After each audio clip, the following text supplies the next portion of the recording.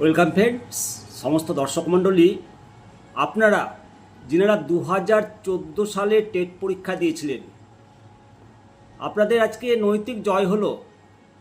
10 বছর ধরে যে মামলাটা লড়াই করছিলেন 2014 সালের 6টি প্রশ্ন ভুলের জন্য, সব পরীক্ষার্থীকে 6 নম্বর দেওয়ার নির্দেশ বহাল রাখল মাননীয় সুপ্রিম কোর্ট। মাননীয় সুপ্রিম কোর্ট কলকাতা হাইকোর্টের পূর্ববর্তী রায়কেই মান্যতা দিয়েছে।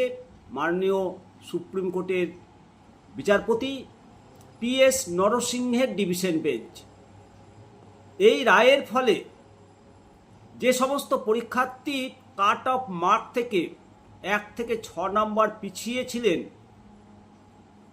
তারা সরাসরি টেট উত্তীর্ণ হবেন।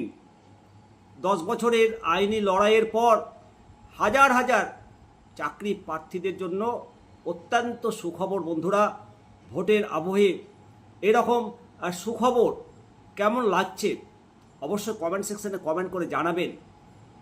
এই নিয়োগ প্রক্রিয়ায় এবং পরবর্তী নিয়োগ প্রক্রিয়ায় এই রায়ের প্রভাব কি পড়বে তা একটু আপনাদের সঙ্গে আলোচনা করব।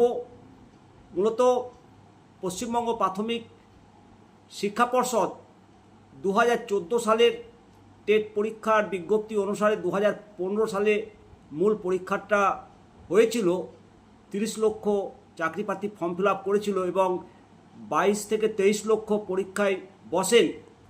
পরীক্ষায় ফল প্রকাশের পর প্রশ্নপত্র এবং উত্তরের একাধিক অপশন নিয়ে প্রবল বিতর্ক তৈরি হয়েছিল। হাইকোর্টে মামলা থেকে সুপ্রিম কোর্টে গেছিল মামলা।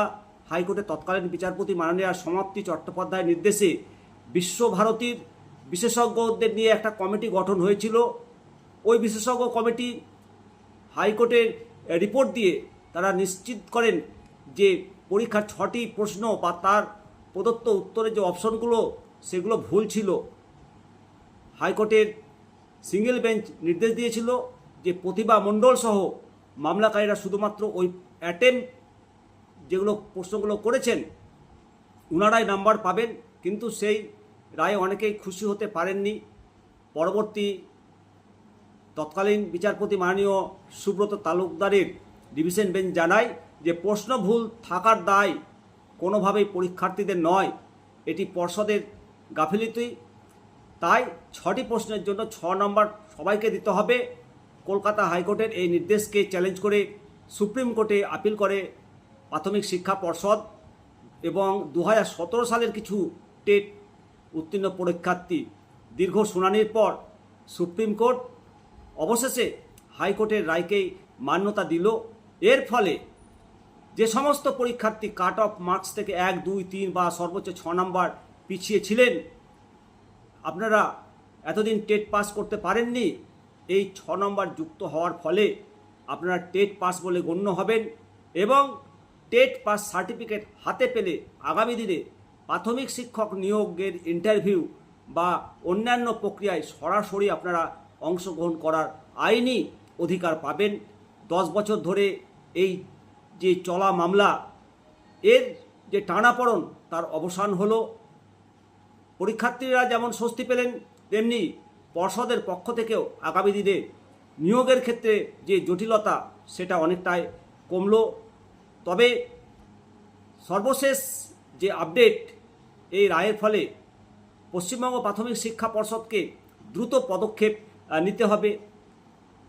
যেহেতু 6 নম্বর অ্যাড হবে, এর ফলে প্রচুর পরীক্ষার্থী পাস করবেন। এখন পর্ষদ কিভাবে নিয়োগ প্রক্রিয়ায় আপনাদেরকে অন্তর্ভুক্ত করবে বা সংশোধিত সার্টিফিকেট প্রদান করবে সেদিকেই নজর থাকবে।